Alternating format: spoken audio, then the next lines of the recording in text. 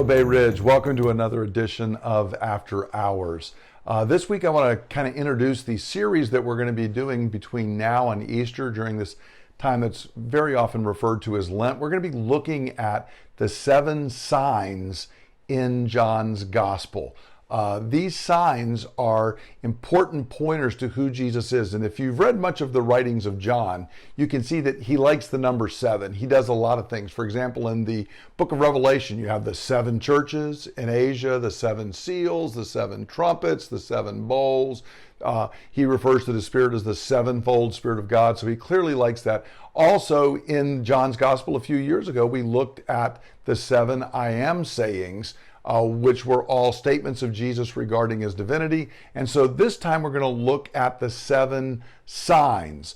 Now, these signs all occur in the early part of John's Gospel, and they are pointers to, again, who Jesus is. Now, what do I mean by a sign? John uses a particular Greek word. It's not the word that means miracle. It's actually a word that just means a sign, something that's a pointer to something else. And in John's theology, a sign is a symbolic event that calls us to embrace Jesus as the Lord who has come to redeem his people.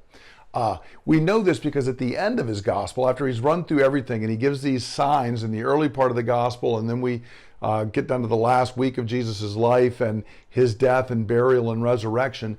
And John tells us near the conclusion of his gospel in John chapter 20, verses 30 and 31, that Jesus performed many other signs, that same word, in the presence of his disciples, which are not recorded in this book. But these are written that you may believe that Jesus is the Messiah, the Son of God, and that by believing you may have faith in his name. So notice a few things. John says that Jesus did many other signs. John's only selected 7 of them that are key pointers to who Jesus is.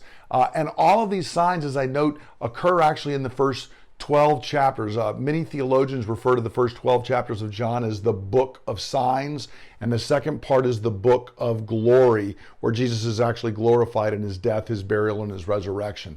And these signs, John tells us, are there for a purpose. He's saying, I've got many signs I could choose from, but I've chosen these 7, and here's why I picked the 7. Because I want you to understand that they are pointers to the fact that Jesus is the Son of God, Jesus is the Messiah, and the response that you should have to that is one of faith. As we go through these signs, we're going to see that sometimes people respond in faith and sometimes they don't. Sometimes they turn away from Jesus as the Son of God and the Messiah.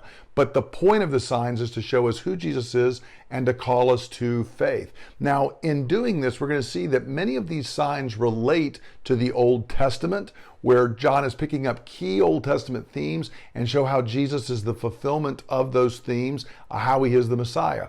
Many of them also relate back to the prologue. This is the first 18 verses in John's Gospel that begins with the famous, in the beginning was the Word, and the Word was with God, and the Word was God. Also has the famous verse that the Word became flesh and dwelt or tabernacled among us. And we're going to see that many of these signs are references back to statements that are made in the prologue, and they're showing Jesus' glory as he comes to redeem us, to make us into the people of God. So this is going to be a great series to help us focus on Jesus, which we oftentimes try to do at this time of year, especially we do all the time, but especially at this time of year. And I hope they'll help us to see his glory, his redeeming work, and I hope they will help us to respond in faith. So I hope this will be encouraging for you as you're coming. And I want to remind you, if you've got friends who you've been reaching out to or praying for, people you know who might be wanting to examine the faith and find out who Jesus is and what Christianity is about, this will be a great series because we're going to be looking at these signs so that people can understand who Jesus is, the Son of God, the Messiah, and for us to respond to him in faith. I hope you have a great week, and I look forward to gathering for worship this Sunday. God bless.